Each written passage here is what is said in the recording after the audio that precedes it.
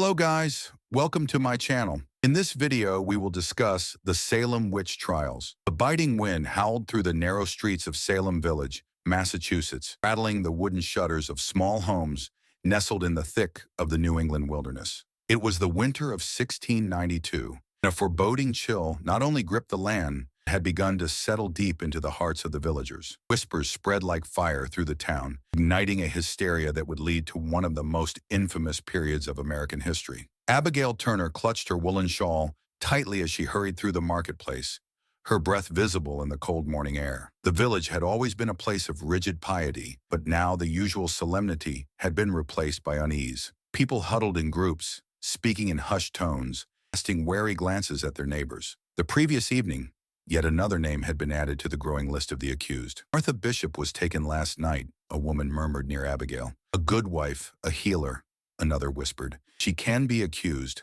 None of us are safe. The fear was tangible, heavy like a storm cloud ready to break. Abigail kept her head down and hurried home. She lived alone since her parents had passed from illness, making her an easy target. It was not lost on her that the ones most often accused were women without a strong male protector. That evening, Abigail sat before the flickering hearth, turning the events over in her mind. The accusations had begun with a small group of girls, Betty Paris and Abigail Williams among them, claiming they had been bewitched. Their convulsions and fits had alarmed the entire town. Soon the accusations spread like a disease, infecting minds with suspicion. Anyone could be a witch. A midwife whose patient lost a child. A landowner whose neighbor envied his prosperity. A widow who lived alone. A knock on the door startled her. She hesitated before rising, smoothing down her simple dress and opening the door cautiously. Her friend Sarah Wilkins stood on the threshold, eyes darting nervously. "Abigail, I needed to see you," Sarah whispered.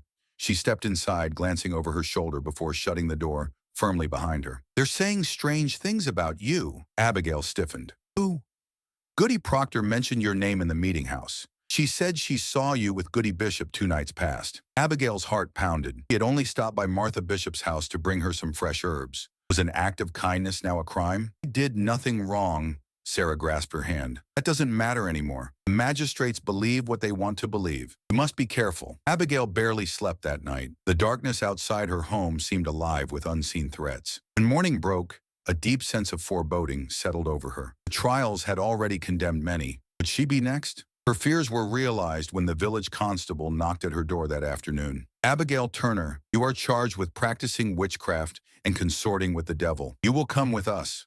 The world spun as she was dragged from her home. The crowd that had gathered in the town square parted as she was taken to the meeting house, where the magistrates sat in judgment. The air inside was thick with sweat and smoke. The wooden benches filled with familiar faces, twisted in suspicion. Reverend Paris presided over the proceedings. "Abigail Turner, you stand accused of afflicting the young girls of this village through diabolical means. How do you plead?" "I am innocent," Abigail said firmly, though her voice wavered. The girls who had started this madness sat in a row, their wide eyes fixed on her. As if on cue, they began to shake and cry out, "She sends her spirit upon me. I feel her cold touch." Her performance was convincing. The room stirred with murmurs. "You were seen with Martha Bishop, a known witch," one of the magistrates accused. "Do you deny this?" "She was my friend." "That does not make me a witch," Abigail protested. "The devil works through friendship and kindness to deceive us," Reverend Paris intoned solemnly. "She must repent," someone shouted. The shouts grew, an avalanche of accusations, swallowing her in panic. She was innocent, but innocence had no place in Salem anymore. She was taken to the damp, stinking jail where she joined the others. Martha Bishop,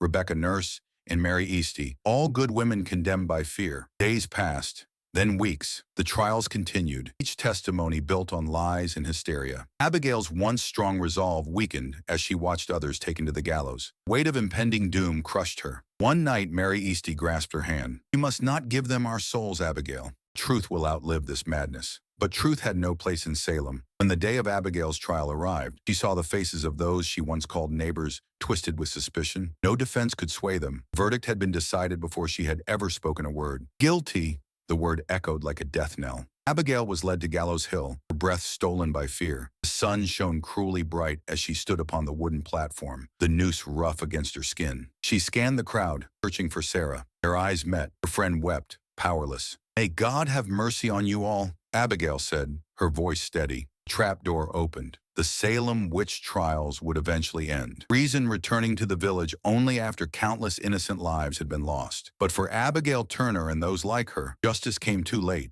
The fear, paranoia, and injustice of Salem would remain a dark stain on history, cautionary tale of what happens when fear triumphs over truth.